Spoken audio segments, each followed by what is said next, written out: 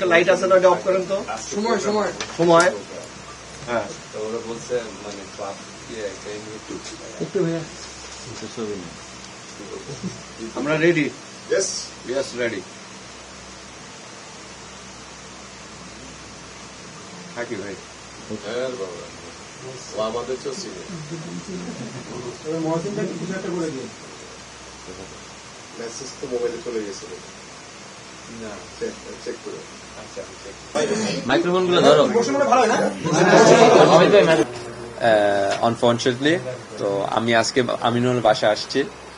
So আজকে একটা মানে খুব proud moment, first time Bangladeshi history আমরা একটা ক্রীড়ামন্ত্রী পাইছি যে সবাই জন্য চিন্তা করতেছে।